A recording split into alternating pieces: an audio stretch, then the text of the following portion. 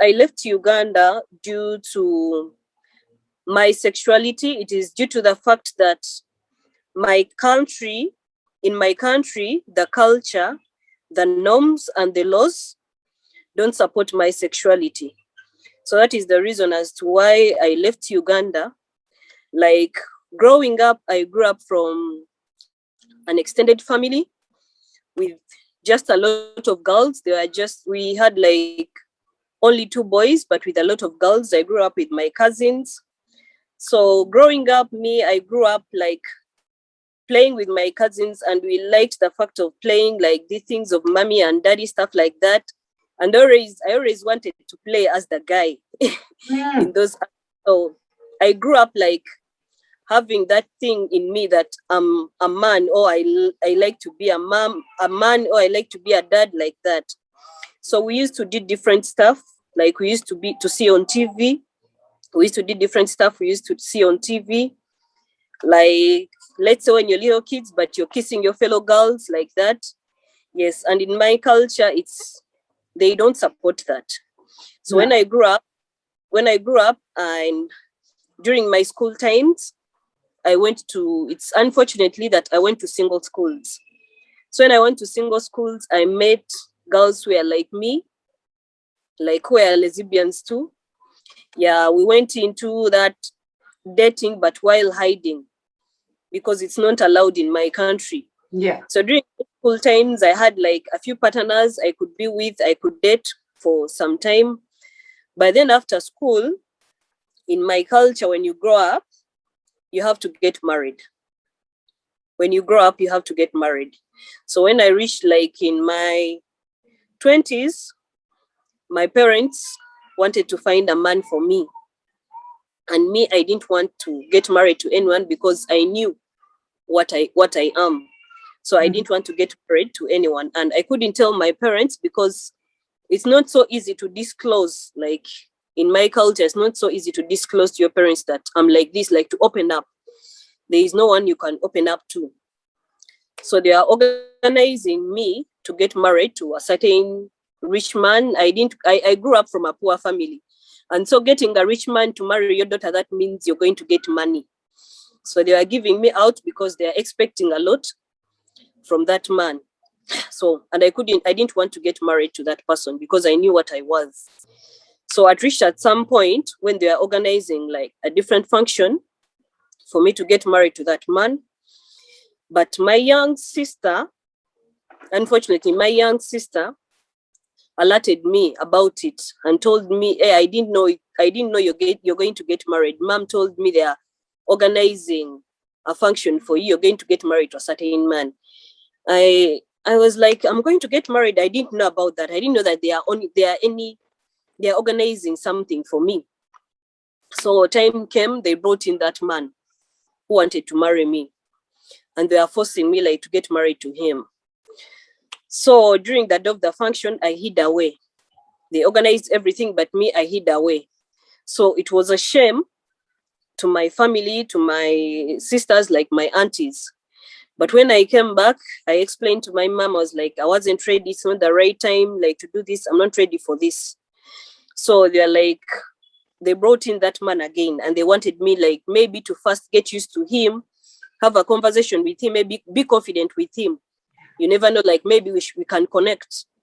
But during that connection, I told him that, you know what, me, I cannot get married to you.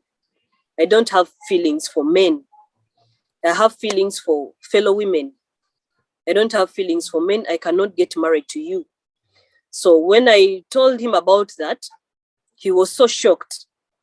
He went and told my parents. When he told my parents were so furious. We are so furious. They were like, "Hey, that's why that's why she went away. That's why she refused the marriage.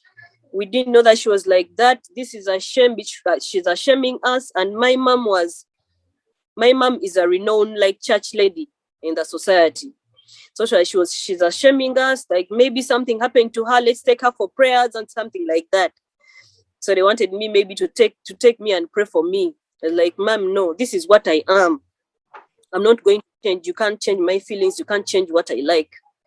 So what she decided to do was to take me to my auntie, like to hide me away from the community where I was, because people were furious about me. So she took me to my auntie and hid me away.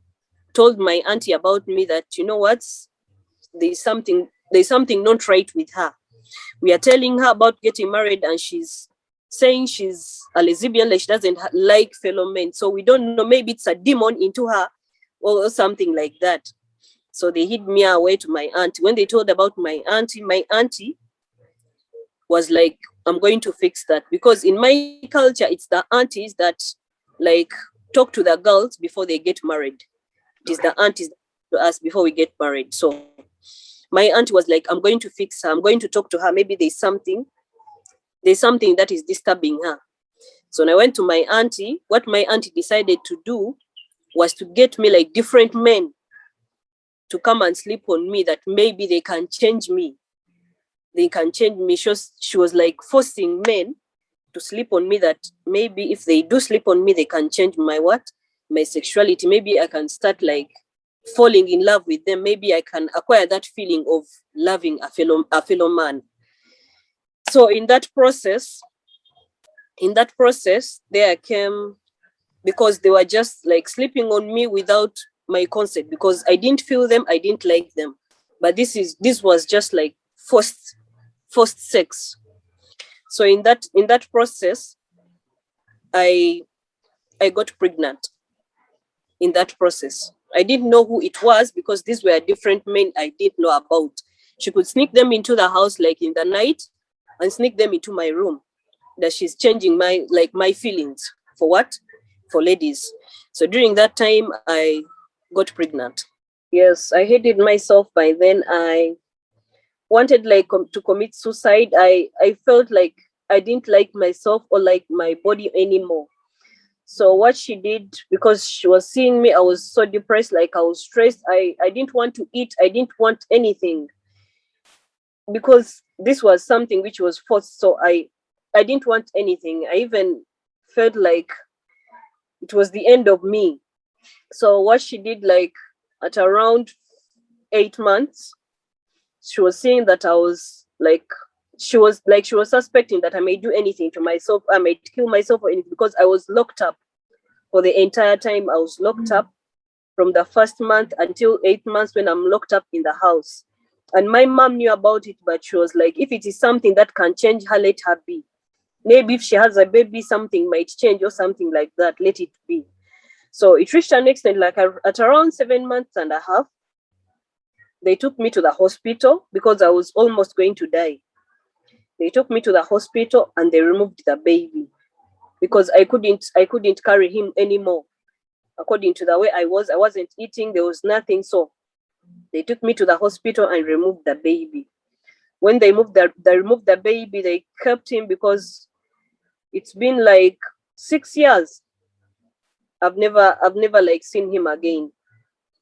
I've never seen him again. They removed the baby and took the baby.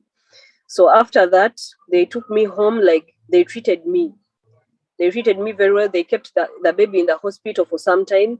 So they took me home. They treated me for like a month.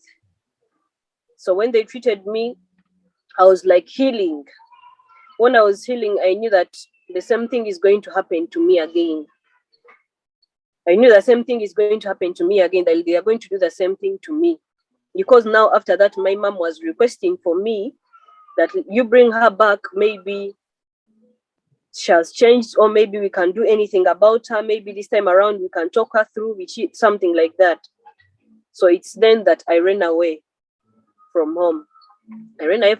I started staying in gay bars, like living with my fellow lesbian, like doing this and this. I even went on the streets and started selling myself, because I had hated myself. I started like selling myself to these like lesbian women, like these women with money. I started selling myself to them so that I can acquire something to eat as me, because I was struggling. I couldn't go back to my home. I couldn't go back to anyone. So I started living that kind of life, until at one time I was moving. We were with my friend, moving from a bar, at night, and there are some guys who are trying to kidnap me. When they tried to kidnap me, I realized that among these guys, one of them was my cousin brother, among the guys who tried to kidnap me. So I realized that one of them was my cousin brother. When I saw him, I told him, well, like, why are you trying to do this? Then he was like, they have been looking for you for a long time. You have to go back home. They are looking for you. So after that incident that happened, I was able to get away from him. I told him, I was able to lie to him. I'm going to come back, this and that. I was able to run away from him. So when I ran away from him, the only solution I got was to run away from the country and maybe go somewhere else. So it's then that I left and came here to Kenya. My purpose was to run and hide somewhere else. But when I reached the border of Uganda and Kenya, I met some guy whom I talked to, and I told him, you know what, I'm running away, but I'm looking for safety. So that guy directed me to Red Cross, that is helping out people. Yeah. So when I went to Red Cross then brought me here to Kakuma and handed me over to UNHCR. But at Red Cross, I wasn't able to disclose myself or to give the reasons as to why I ran away or something like that. But when I reached here in Kakuma, I saw like UNHCR and other different big organizations. So then I was able to like disclose myself and talk to someone and tell them that what I am, because this is a big organization which is helping out people. So that's when I came here, and that's why I left my country. I want like to let maybe people out there to know that we are there, we exist.